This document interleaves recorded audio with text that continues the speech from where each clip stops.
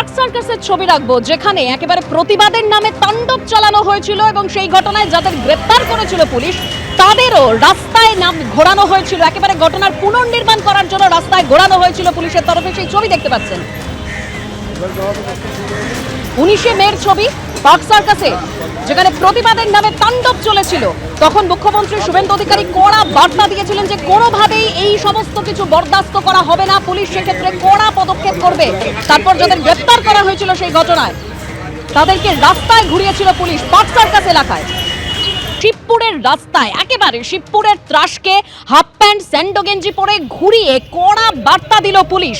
সেই ছবি আপনাদের সামনে রেখেছি, দেখতে পাচ্ছেন প্রাক্তন তৃণমূল কাউন্সিলরের স্বামী শামীম আহমেদ। এই শামীম আহমেদকে একেবারে স্যান্ডো গেঞ্জি হাফ প্যান্ট পরিয়ে রাস্তায় ঘুরিয়ে কড়া বার্তা পুলিশের।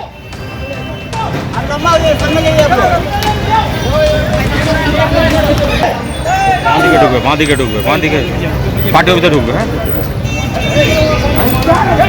বাপুকে গিয়ে বল।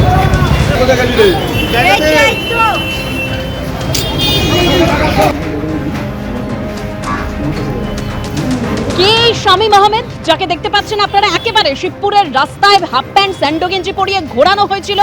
এই শামীম আহমেদের বিরুদ্ধে অভিযোগ ছিল একদম ভোট গণনা পরেই শিবপুরে গুলি বোমা চলে, তখনই এই শামীম আহমেদের নাম জড়িয়েছিল।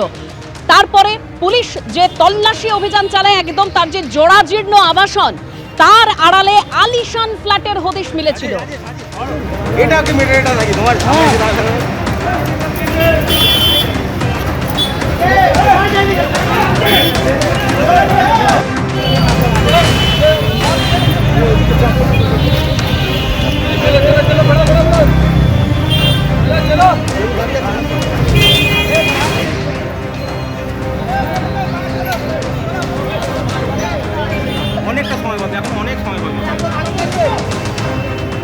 শামীম আহমেদ, তার বিরুদ্ধে একাধিক অভিযোগ রয়েছে, তাকে মুম্বাই থেকে গ্রেপ্তার করা হয়েছিল। তারপর এভাবে একেবারে শিবপুরে ঘুরিয়ে পুলিশ কড়া বার্তা দিয়েছে।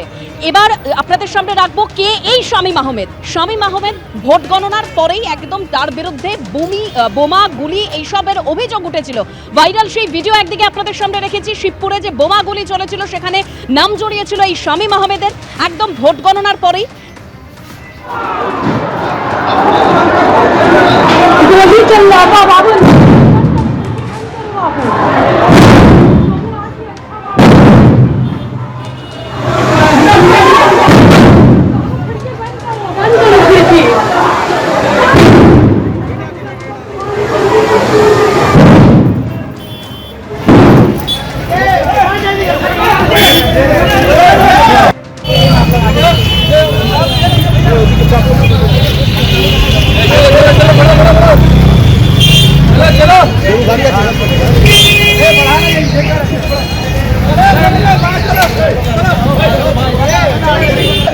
এবং তারপরেই পুলিশের তল্লাশি অভিযানে যেটা সামনে আসে সেই ছবি আপনাদের সামনে রেখেছি।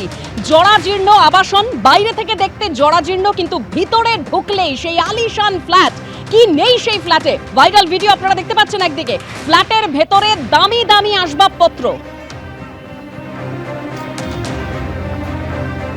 আর মুম্বাই থেকে গ্রেপ্তার করা হয়েছিল এই প্রাক্তন তৃণমূল কাউন্সিলরের স্বামীকে।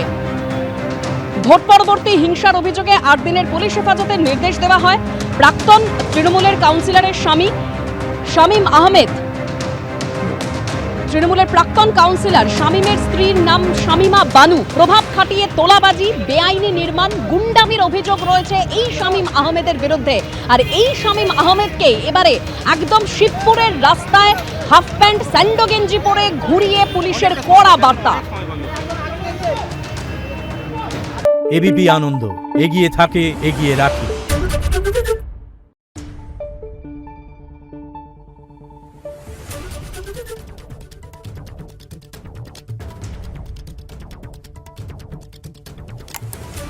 Thank you.